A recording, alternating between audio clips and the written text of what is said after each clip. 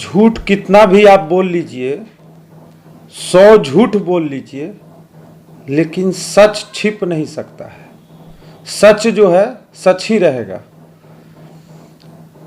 11 दिन पहले आप जो ड्राइवर का रोना रो रहे थे, तो 11 दिन बाद आज आप फिटनेस और बीमा का क्यों रो रहे हैं कि गाड़ी में ये नहीं था? ड्राइवर के लिए आप डीएम साहब को लेटर लिख सकते हैं कि मेरे पास ड्राइवर नहीं है, वो भी छापा मराया था उसके ठीक 24 घंटा पहले। तो आप फिटनेस और बीमा के लिए डीएम और डीटीओ को लेटर नहीं लिख सकते थे क्या?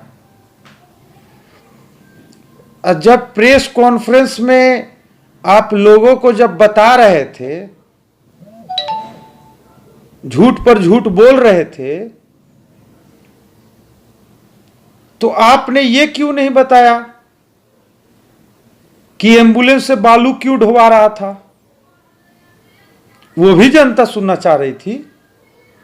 ये क्यों नहीं बताया कि वो बालू कहां जा रहा था और किसका बालू ढोवा रहा था? और जैसी अभी आपातकाल स्थिति थी, एक एक आदमी एम्बुलेंस बिना तरस गया। 2-2, 3-3 किलोमीटर का भाड़ा 10-10 हजार, 15 हजार वसूला जा रहे थे। गरीब तो एम्बुलेंस के बारे में सोच नहीं सकते थे, क्योंकि पैसे वालों को ही बहुत मुश्किल से एम्बुलेंस मिल रहा था। और उस परिस्थिति में आप भारी मात्रा में एम्बुलेंस छिपा के रखते हैं, तो जनता को बताएंगे कि आप पर एफआईआर क्यों नहीं होना चाहिए, आपकी गिरफ्तारी क्यों नहीं होनी चाहिए, और आपके साथ जितने भी पदाधिकारी अधिकारी थे उन पर क्यों नहीं होनी चाहिए, ये भी बताते। और जो मंदिर और संत वाली बात बोल रहे थे, तो आपके एम्बुलेंस रखने से एक एम्बुलेंस तो डेली 25 मरीज जाता। कितने मर चुके हैं एम्बुलेंस बिना? तो आप थोड़ा सा भी तो मानवता का ख्याल रखते। जो दूसरों को आप बोल रहे थे, खुद सोच के देखिए कि आपके एम्बुलेंस के कारण कितने लोग मर गए। यह भी तो मानवता रखते। तो हत्यारा तो आप हैं। जब यहां ऑक्सीजन सिलेंडर 40,000 और 50,000 में बिक रहा था, मिल रहा था, गरीब सोच नहीं सकता था, एम्बुलेंस सोच नहीं सकता था। उस स्थिति में जहां दवाई की किल्लत थी, हॉस्पिटल की कमी थी, और उस स्थिति में आप एम्बुलेंस भारी मात्रा में छिपा के रखे। आप सोचिए कितना बड़ा अपराधी है।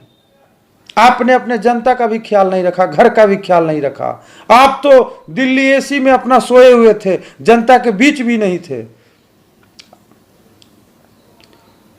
और जैसी आपातकाल स्थिति थी, तो बीमा फिटनेस का कागज कौन खोज रहा था, ये तो बताइए।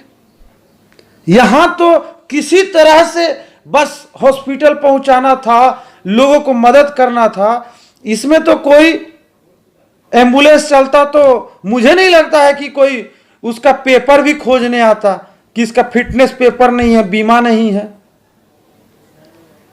ये तो कर लेते। आप ये भी बताइए जनता को कि वो एमपी फंड से खरीदा हुआ था, तो कितने तारीख को खरीदा हुआ था, ताकि पता लगे फिटनेस बीमा है कि नहीं है। और जनता ये भी जानना चाहती है कि आप एमपी थे, तो आपका काम थोड़ी था फिटनेस बीमा देखना, वो तो काम था डीएम और सिविल सर्जन का। तो आप इसका दुहाई क्यों दे रहे हैं? और आपके निजी क्षेत्र में किनके मिली भगत से और एम्बुलेंस कब से खड़ा है ये भी बताइए जनता को।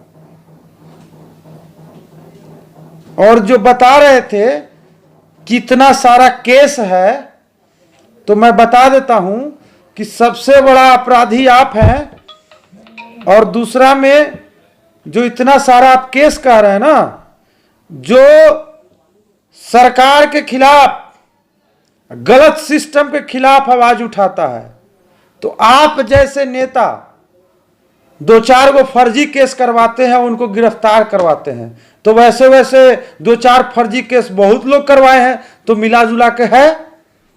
गांव मोहल्ले में, अब ब्लॉक लेवल में जो नेता आंदोलन करता है रोड पर, उस पर 10 गो केस रहता है।